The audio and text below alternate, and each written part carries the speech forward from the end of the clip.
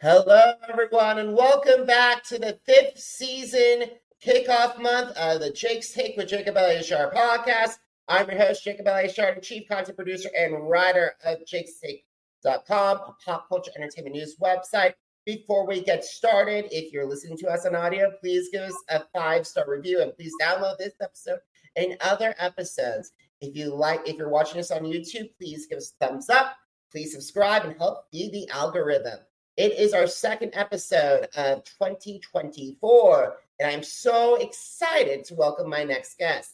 She is, as of this recording, she has over 3.1 million TikTok followers. Her videos have been liked 111.1 million times.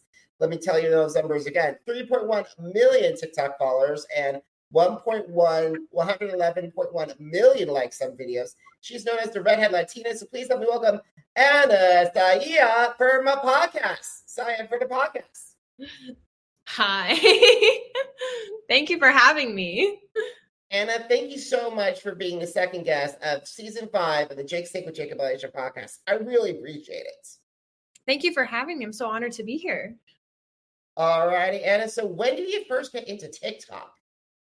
I started about in late 2021, or I can't really remember, sometime around there.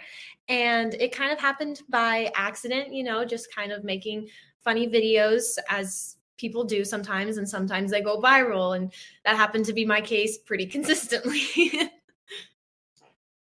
Amazing. So what was the first time? Can you recount your first time going viral? Yeah, my first time I ever went very viral was when I was imitating my Mexican mom. I wasn't imitating her. I was trying to make her mad. So I made a whole series about pissing off my Hispanic mom, which was playing reggaeton music, pronouncing things wrong in Spanish, a bunch of different things like that. And I got over, I think 3 million views at the time. So I didn't know how that happened. And I was like, oh, okay, this is fun. So we're just going to keep going with it, I guess. And you've built a wonderful following. Not a lot of people said that there are 7 digits in followers, in TikTok followers. So that's amazing. So could you describe your content process to my audience? Like how I make my content or how I come up with it? Absolutely, your content creation process. Ooh, okay, so whenever I'm thinking about making new videos or stuff like that, I have a whole file in my notes app because it happens when you least expect it, that moment of creativity. So whenever I have just something that reminds me of a situation, or I have something based on real events, I write down in my notes, and then I take time later on, whatever day I'm ready to film, and I just kind of build it from there. I build it from scratch. Most of the time it's not scripted. I just kind of have a topic and then I talk about it and I see where it goes, and then I make adjustments where it's needed. I believe me, I started TikTok a couple of months ago, and it's it's hard. I love talking about it. At the same time, I realized I go over stuff. I must do some stuff on error, but I still post it because it's better safe than sorry. But thank goodness for the text part of TikTok. Oh, 100%. I use that as much as I can, to be honest, depending on what I'm doing. Days where I don't feel like going on camera or talking, it's just so easy sometimes to just think of something and then you just post it, and it's still your own piece of works at the same time, just a little bit easier. I totally agree. So has it gotten easier? A time, for example, it takes me at least 5 to 7 minutes to post something on TikTok. So eventually, I want to say it gets easier, but honestly, you get those creative downfalls, those stagnant parts in your creative process.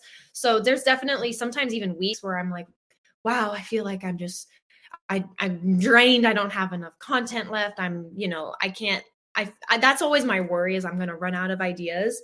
But when you're as passionate about what you do as I am, eventually you find ways to get back into that creative part of yourself and understand how these videos really connect with others. And that's kind of what keeps me going. talk to you about some of your most top pieces of content. So I did some digging and looked on some of your big favorite videos. So I got to say, what I look like on camera versus real life. You posted that back on October 27th of 2023. And as of the roost recording, it had 1.2 million views. Yep. Sometimes people love my asymmetrical face. I don't know what it is. And I got to say, I got to go back to you. You brought up you're talking to your mom, making your mom mad. Well, one of the times that you try to make your mom mad is when you're okay. If your mom, I can't believe she's okay with you cursing in Spanish, but draws a line in English. And that happened in November, or a couple of weeks ago in November, that has over 3 million views before we could sit down and talk. Yeah, no, that one's, I just remember I went to her, I was like, hey mom, I'm going to show you something, like, can I just have your reaction? She's like, okay. So I just have it playing and then I see her face and priceless. Believe me, like I wish I could swear in like Yiddish or something like that, but unfortunately, I do not want to swear to my folks because otherwise I'd be written out of the will. Well, I mean, it's just so funny because in my family, like at least on her side, we curse all the time, especially in Spanish. So it's just whenever you say something in English, it's just for some reason or another, that's when they draw the line. I'm like, okay, I guess. Now, I want to flash back to October 10th, 2023, because you went inside the mind of a no sabo kid. So can you, for my audience who's unfamiliar with the no sabo, could you explain it to them, please? So no sabo kids are basically kids like me who are either mixed or they have parents that are from different countries in Latin America, but they were raised in the United States. And oftentimes what happens is those kids don't pick up the language as much as like their parents did because they don't speak it all the time at home. So what ends up happening is you can understand a good majority of it, but when you try to speak it, it's very broken. So the phrase no sabo, it's the wrong phrase in Spanish, saying I don't know. So the correct phrase is no sé, but somebody who wouldn't know that says no sabo. So the term kind of goes into it of itself for people like me, but I try to use it as like a positive connotation now. So that way people kind of are encouraged to practice Spanish because God knows I wasn't. And I really struggled because of that phrase sometimes. So I'm trying to give more positive outlook for those no sabo kids like me. And not to mention, it reached 8 million. It was viewed 8 million times. Yeah. So that one made me really happy. When I did that, I was very proud. I was very proud for myself and for everyone else. And that's great. Mi español es muy pequeño.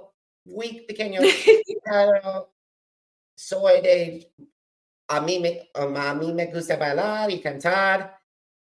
Hola, me llamo Jacobo, soy de Elyachar, Kansas. Pues So así, there you go.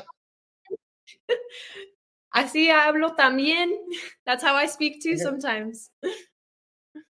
I agree. And it's amazing. I'm trying my best to get, I have up to college Spanish, so a little bit of college Spanish. And that's how I'm like so grateful I was able to get in it. But like the only thing that the only thing I can memorize in other languages are prayers in Hebrew, and that's basically it. Oh, I hear that. I knew the prayer in Spanish before I knew it in English. It's like little things like that. I'm like, oh, that's not normal. When I heard it in English for the first time, I was like, oh, like it clicked for some reason. Absolutely, absolutely. So the last video I want to talk to you about is probably one of your largest interviews. Is like basically you challenge your mom to make her salsa and spicier, and then back in May 2023, and she got you, and your reaction to that spicy salsa was 31.5 million views. Yeah, that was funny. That whole process of how that happened, I was just one day thinking to myself, oh, let's test the waters, because my mom's sauce is very spicy. She knows it. We all know it. So I was like, you know what? I'm gonna be that kid right now. I'm gonna play into it. So I just asked her to react like how I normally do, and Yeah, so we just again, it's very I make it so it's very natural, it's very authentic as possible. So what you see, it's yeah, that's that's how she reacts. And be lucky to not add ghost pepper to it. Oh God. I'm so curious what she would do. I want to put her on Hot Ones one day and give him a run for his money because I guarantee you she'd be a champ. Oh, I paid money to see that one because I don't think the host would need a lot of milk, almond milk, and anything in between. Some ice cream, I don't care. For me, I'd be probably tapped out by the fifth. I'd be tapped out by the habanero I love because I habanero am actually. salsas are like my favorite. I can handle mild, I can handle hot, but I cannot handle anything above habanero. Ooh, Alrighty, you're so missing let's out, my talk. I know I need to miss out. I need to have better genes and also better taste buds. Nah, you're fine. Alrighty, so let's talk. Like I know you stated earlier about like how you can be a little bit drained and also try to find content. But what have been some of the other challenges that you face staying ahead on social media, and how did you overcome those obstacles? I think for a little while I was very into the whole, hate comments and everything that people would be just criticizing me for every little thing, So whether it was my appearance, the fact that I'm too white, the fact that I can't be Hispanic because was raised in the United States, I think there was a lot of mental things that I had to go through to understand like no, this is, I know who I am at the end of the day. I don't need to prove that to anybody. And I think learning that aspect of myself was probably the most influential part to creating better and more substantial content for my audience too, because I got tired of trying to prove it because I knew no matter what I say, no matter what I do, people will always assume that I'm not. And that's okay. They can assume what they want. This is who I am. This is how I was raised. This is my family. This is my culture. I chose to be very in touch with my culture because I have a sister who isn't very in touch with it, but that's her choice. And my choice is I didn't want to lose that part. I'm so close with all of my family on that side, and they're all I really have, to be honest. So to me, it's the most important thing in the world. I totally agree. Do not listen to the haters. It's like basically what it always reminds me of is the 5% people that we listen to that hate us, that we cannot please, ever, never please. But like with 95%, we always have who have our backs. We need to listen to them more. Exactly. It's that even at that small percentage, it's just they can make you just crumble sometimes. But remember, they're the ones that are going to try to do that. They're trying to make you feel that way. Don't let them do it. And it's all mental game. And speaking of social media, you could also block them. Yes. Or what I do sometimes when their comments are just so outrageous and terrible, and then my followers are fighting them, I just delete it. I'm like, this has gone too far. Y'all like don't need a beef online like this. This is insane. And besides, we have only one life to live, and we have one opportunity on this planet. So it's better for us to get along. And like, if we have disagreement, but if you want to try to have, it's like, what happened to if you can't say anything nice, don't say anything at all. I know people just got so much into their opinions and stuff. And like, oh, I can say this online all I want. No one's gonna yell at me in person. Like, thanks. Great. And the thing is, we're not like people like you can do this like a Perez Hilton, a Wendy Williams, or Andy Cohen. We don't like, the thing is, it's like they do their jobs, do that, but however, we can't because who knows? Though some of our comments can come out and bite us in the butt. Yep, absolutely. Always got to be careful. And I truly believe in killing with kindness because at the end of the day, no one's going to, hurt you for being kind and just more empathetic, I think. Absolutely. And as we are at beginning 2024, we need more empathy and more kindness in this world. 2023 was a dark one. Absolutely. I 100% agree. I think that's what people are lacking in this world is empathy. Absolutely, absolutely. So let's get back on the bright side of things. Have you thought about like anybody on the platform that you want to collaborate, and how would they enhance both that collaboration enhance both your audiences? I mean, okay. Grand scale, like my biggest dream collaboration, to be honest, is to collaborate with Selena Gomez. She's been one of my biggest inspirations, to be honest with you. Just not even for the fact, she is also a Latina who is no sabo like me, but I also think that everything that she stands for is it's very rare to see in people like her. So I would love to do something like that and maybe do more about learning and wanting to learn Spanish, because she released a Spanish album and did all these other amazing, beautiful things for charities and all these amazing people. So I think grand scheme, that'd be the best. That'd be the absolute best for me. But I mean, I just haven't really gone out there enough to see what other creators are like, because I do live in Las Vegas. There's not a big handful of creators I can just reach out and we can go do something. It's a little more difficult for me, and I don't know a lot of people. And the ones that I do know, they're not the nicest. It can be it's a struggle sometimes to understand that level between, oh, you're a really nice person, or oh, you're just putting on a face online, So eventually we'll get there, but for now, I'm putting out there everything with Selena Gomez, because I mean, to me, that's my inspiration. If I could do anything with anybody, it'd be her. And I hope the universe heard that. Please. Alrighty, so many people, as you know, that there's a lot of stories that are being around that a lot of people that are currently in school right now, that are in the kindergarten to 12th grade, they want to be someone like a TikToker or something like that. And both of us know that it's one in a rarity that happens. But however, if they want to have moderate success on TikTok, what advice would you share with them? My biggest advice is to just be authentic. Everybody in this world is unique. No matter how little of yourself you think you are, there is something about you that makes you an amazing human being, And I feel like if you find something that you're passionate about, or you share something that you love, your art, your music, gaming, it doesn't matter. If you are passionate about something, more people will gravitate towards that passion. So in my case, I let the world see what not everybody else sees when they first meet me. So to me, that was kind of what helped me grow and helped me get to where I am.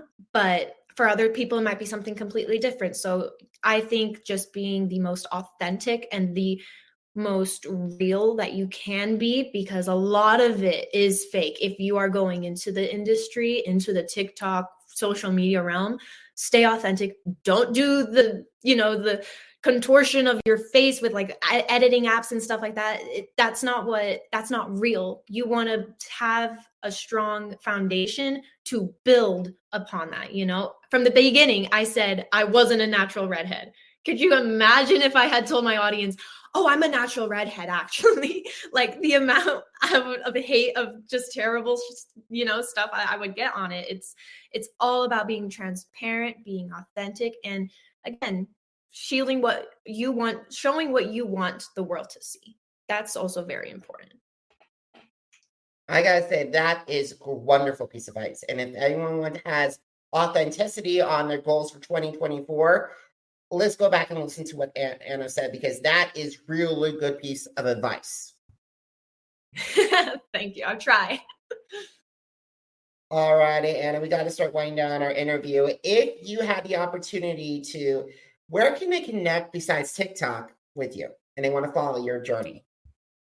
If you want to follow my journey, you can follow me also at Ana with 2A's Saia with 2A's at the end on Instagram, and Saia and Ana on YouTube, where you can follow me on my vlogs and shorts and all that fun stuff.